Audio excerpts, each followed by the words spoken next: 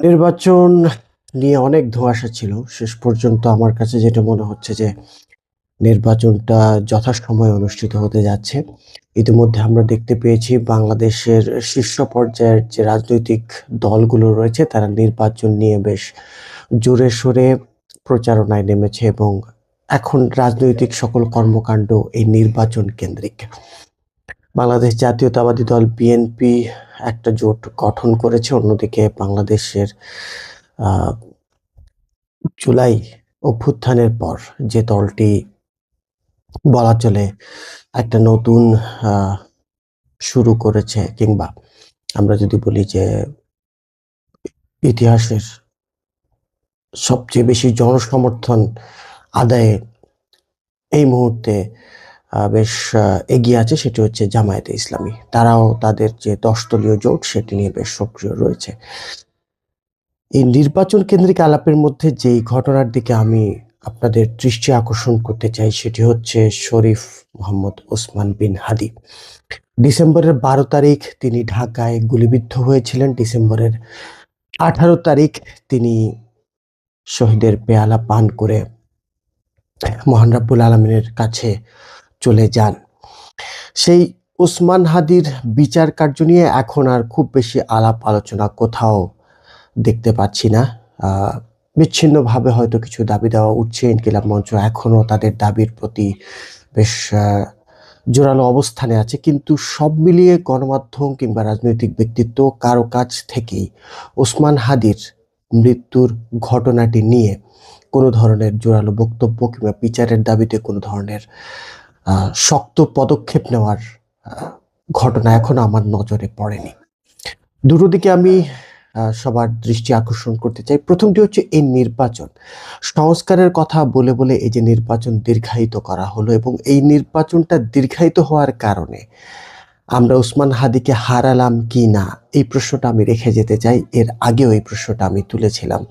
নির্বাচনী তফসিল ঘোষণার পরে যখন প্রত্যেকটা রাজনৈতিক দল নির্বাচন কেন্দ্রিক কর্মকাণ্ড নিয়ে ব্যস্ত হওয়ার সূচনাটা করেছিল, ঠিক সেই সময় ওসমান হাদি গুলিবিদ্ধ হন। তিনি ঢাকা ৮-এ তার নির্বাচনী প্রচারণা শুরু করেছিলেন। সম্ভাব্য একজন স্বতন্ত্র প্রার্থী হিসেবে নিজেকে ঘোষণা করেছিলেন। কিন্তু ডিসেম্বরের ১২ তারিখ সেই যাত্রা থামিয়ে দেওয়া হলো।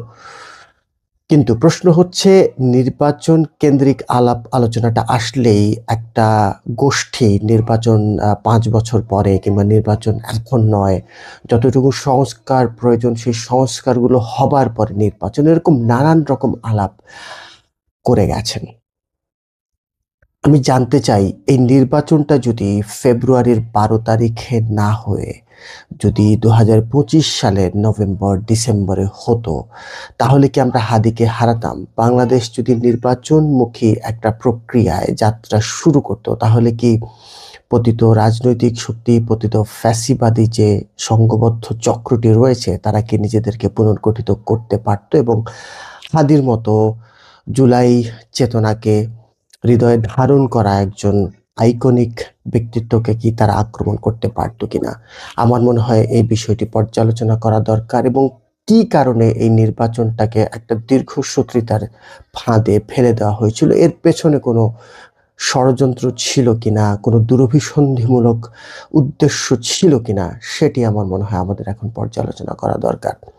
আরেকটি বিষয় এখানে খুব গুরুত্বপূর্ণ, সেটা হচ্ছে আমরা এই নির্বাচনে হাদিকে নিয়ে পরোক্ষভাবে অনেকেই নানান ধরনের স্বার্থ আদায়ের প্রচারণা করছেন কিংবা স্বার্থ আদায় করার চেষ্টা করছেন। কিন্তু হাদি ইনকিলাব মঞ্চ প্রতিষ্ঠার মাধ্যমে যে রাজনৈতিক সংস্কৃতি বাংলাদেশে প্রতিষ্ঠা করতে চেয়েছিলেন এবং হাদি যে ধরনের রাজনৈতিক সংস্কৃতিকে উৎসাহ দিতেন, যে ধরনের রাজনৈতিক সংস্কৃতি চর্চার কথা বলতেন, আমাদের বর্তমানে সক্রিয় যতগুলো রাজনৈতিক দল আছে তারা কি সেই রাজনৈতিক বন্দোবস্ত কিংবা রাজনৈতিক সংস্কৃতিটাকে স্বীকার করে কিনা এবং সেই সংস্কৃতির চর্চার দিকে তাদের মনোযোগ কতটুকুই বা তারা গুরুত্ব আরোপ করছে, আমার মনে হয় এই প্রশ্নটাও আমরা এখন তুলতে পারি।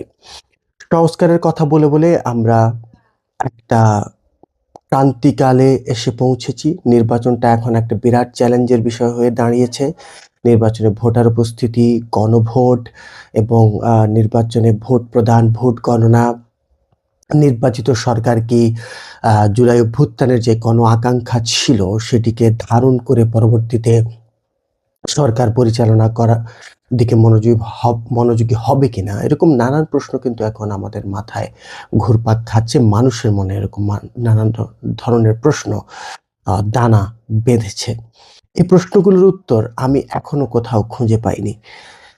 রাজনৈতিক চর্চাগুলোকে যদি আমি নির্মোহভাবে বিশ্লেষণ করি, বলতেই হবে আমরা সেই মানধাতার আমলের রাজনৈতিক বন্দোবস্ততেই ফিরে গেছি। আমাদের জুলাই অভ্যুত্থানের সকল লক্ষ্য এখন একটা সুষ্ঠু নির্বাচনে এসে কেন্দ্রীভূত হয়েছে। জুলাই অভ্যুত্থানে অজস্র ছাত্র জনতাকে শুধুমাত্র একটা সুষ্ঠু নির্বাচনের জন্য রাস্তায় নেমে এসেছিল কিনা, বুলেটের সামনে বুক পেতে দিয়েছিল কিনা, নিজের জীবন উৎসর্গ করে দিয়েছিল কিনা, এই প্রশ্নটাও আজকে আমি রেখে গেলাম। আমার মনে হয় আমরা একটা ফাঁদে পড়ে গিয়েছি এবং সেই ফাঁদে পড়ে আমাদের জুলাইয়ে অজস্র মানুষের রক্তের সঙ্গে আমরা বিশ্বাসঘাতকতা করছি।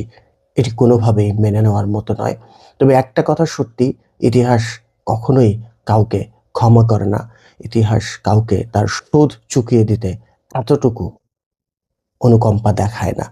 আমরা অপেক্ষায় রইলাম, ইতিহাস নিশ্চয়ই একদিন আজকের এই দিনে যারা জুলাই অভ্যুত্থানের সেই লড়াকু মানুষের রক্তস্নাত মুক্তির সনদ পেরিয়ে শুধুমাত্র একটা সুষ্ঠু নির্বাচন, শুধুমাত্র একটা ক্ষমতার পালাবদলের